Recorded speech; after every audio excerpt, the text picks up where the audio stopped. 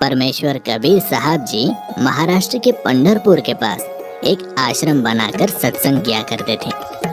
सत्संग में ज्ञान की बातें बताते थे जो सभी लोगों को बहुत अच्छी लगती थी। श्रद्धालु लोग कबीर साहिब जी के ज्ञान से प्रभावित होकर नाम दीक्षा लेकर भक्ति करने लगते थे। धीरे धीरे उनको भक्ति करने से बहुत से चमत्कार भी होते थे। कबीर साहब जी के सत्संग समागम में लोग बड़ी उमंग से आते थे।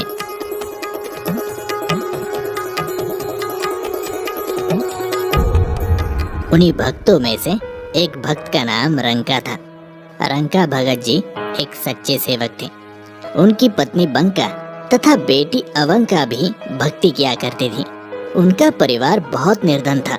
दोनों पति पत्नी जंगल से सूखी लकड़ियां तोड़कर लाते थे और उनको शहर में बेचकर अपना घर चलाते थे।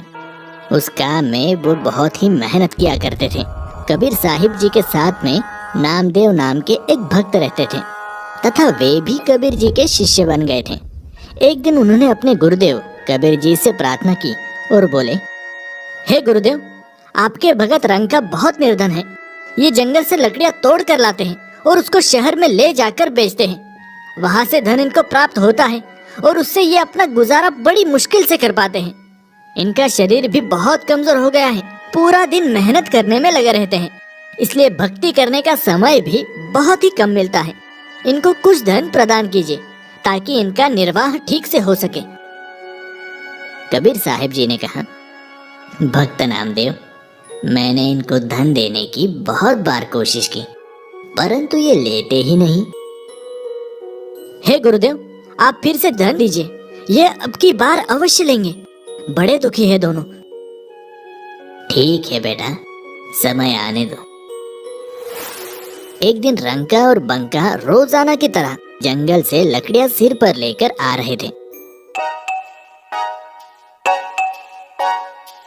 जिस रास्ते से वे दोनों आ रहे थे तो कबीर जी अपने शिष्य नामदेव जी को साथ लेकर उसी रास्ते पर आ गए।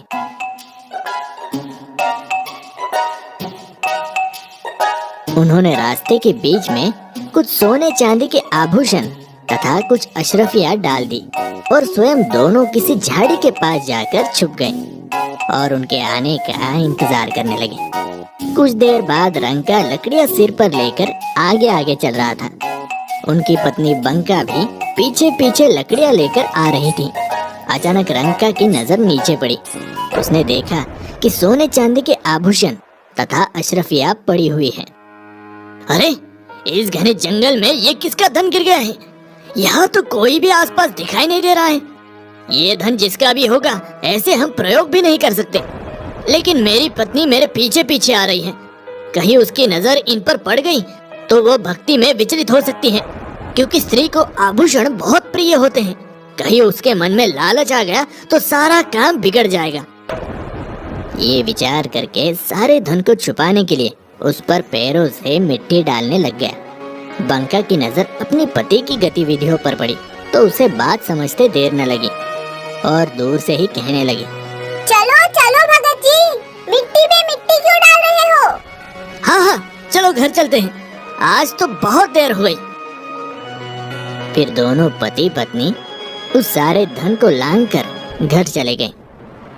देख लो नामदेव, अब मैं क्या करूं, ये धन लेते ही नहीं। नामदेव जी को भी एहसास हो गया कि उनके लिए ये धन तो मिट्टी के समान है। वास्तव में धन तो राम नाम की भक्ति का धन होता है जो कभी भी नष्ट नहीं होता। ये इतना निर्धन होते हुए भी भगवान के दिए में खुश थे। अपनी कोई इच्छा नहीं रखते, केवल भक्ति को आधार बनाकर अपनी जीवन यापन कर रहे हैं। ये वास्तव में परम भक्त हैं। कबीर साहिब जी कहते हैं, कबीरा सब जग निर्धना, धनवंता न कोय, धनवंता सोई जानियो, राम नाम धन होय। Like and subscribe this channel.